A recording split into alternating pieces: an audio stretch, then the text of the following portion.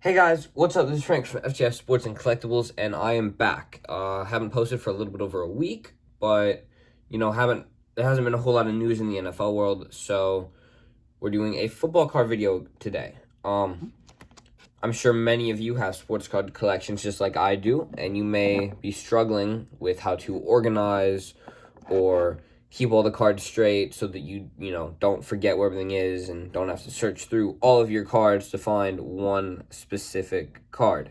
A lot of people in the hobby have this problem. I have that problem quite often. So we're going to go through, and I'm going to kind of show you how I would organize my personal collection. Depending on the size of your collection, you're going to need some different storage boxes. This is a standard 300 count football card box. It'll hold about 300 cards that are, pretty thin, just like this one. But obviously it can hold the memorabilia cards and other things like that as well. There's also this 800 count box that you may want for base cards, or if you just have like a lot of rookie cards, you can use it for that. And then there's things like double row boxes. I have one over here, but there's double row, triple row, quadruple row, and there's very large boxes that you can use to help organize yourself.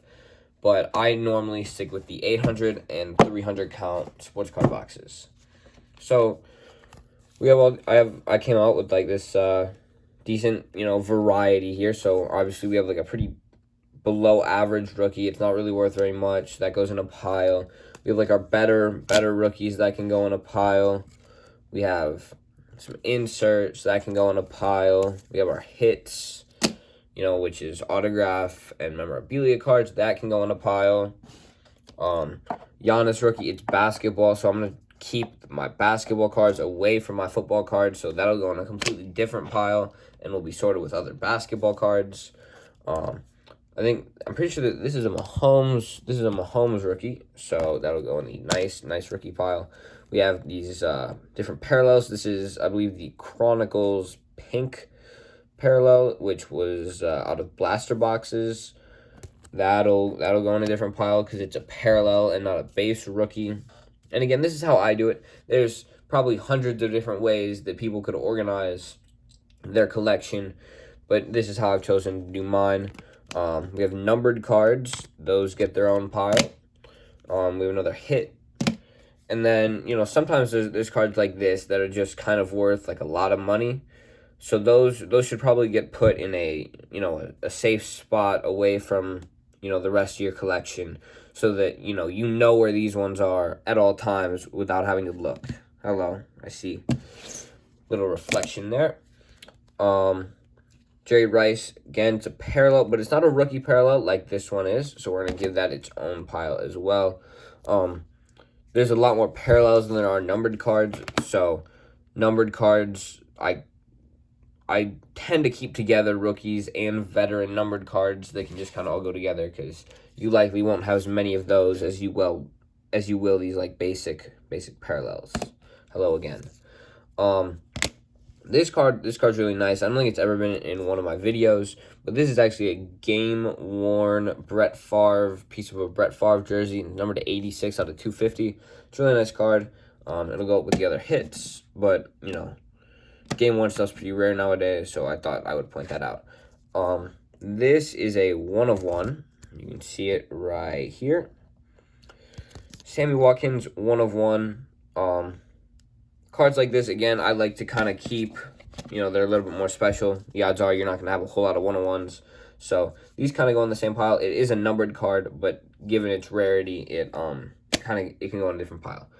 So this is, there's basic things like this that can be applied to all sports.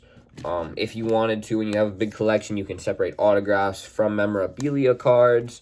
You can separate it by how good a player is. Like if a player's, Pro Bowl worthy, they can be in a different pile than just like a random veteran.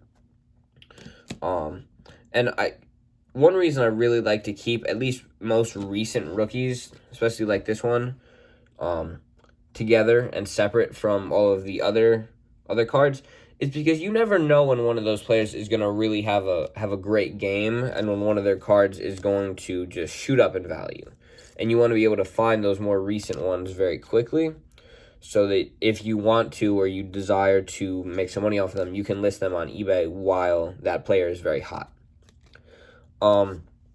So then, obviously, once you have them all sorted into piles just like they are here, you're going to probably want to find, again, one of your 300 count boxes for each different pile. Obviously, if a card is top loaded, it's not going to fit in the box like this. It doesn't fit. See, like that. But you can turn it this way. You can put it like this at the bottom of the box. There's many different ways you could do it. Or the double row boxes where the cards will just stand upright like this. That works very well too. And there's also different dividers. A lot of people use filler cards. They'll put like a sticky note on them just so it's easier. And they'll label the sticky note with whatever it is. If it's rookies, they'll put rookie on the sticky note. If it's numbered cards, numbered on the sticky note. There's many, many ways, and I'm sharing just a few of them with you right now. Now, if you do decide to use boxes like this, it's best to come up with some sort of labeling system that works well for you. Now, obviously, you're not going to want to write veteran inserts or memorabilia cards on each box, because that would take a long time. What I did was I used my Notes app on my phone, and then I made up an abbreviation system, just like this here. So this S, that stands for sell. The F, that stands for football. So it goes, an action. So if this were to be a K, that would mean that I'm planning on keeping. But it says S, so that means I know what's in this box. I will be planning on selling. The F is sport, that's football. BB is basketball. Or maybe BK is basketball. I don't really remember. S is soccer. H is hockey. We can go on and on. B, that stands for base. P, that stands for parallel. R, that stands for rookie, obviously. And then another thing that I added over here, I don't really know what that's for. Oh, that's an I. My handwriting's not very great on these boxes, but that's an I. That stands for insert. So, This is considered an insert, and it would go under that category. And then the last thing I do for labeling is I have a 2 or a 1 or both. The 1, it stands for 1900s, so 1990s, 1980s. And then 2000 to present is, it's just a good way to keep your more vintage cards and your modern cards separate.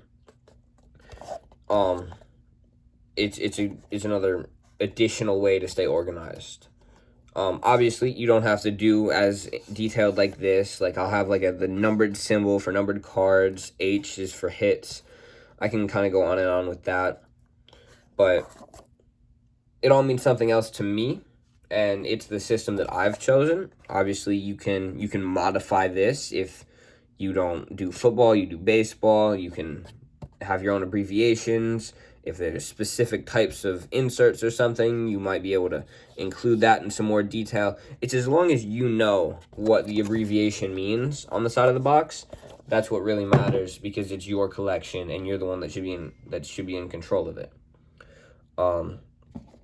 Again, a lot of nice cards. They all need to stay organized so that they're easy to find if I were to need them, or if especially for me being a YouTuber that does stuff with NFL news, I need to be able to find specific cards fast, and I normally know about where I have things. So when Joe Burrow goes and throws for 500 and some yards, and I need to throw him in the background of my weekly recap video, I know where to find him, and it doesn't take me too long to prepare and get that video out for all of your viewing pleasure.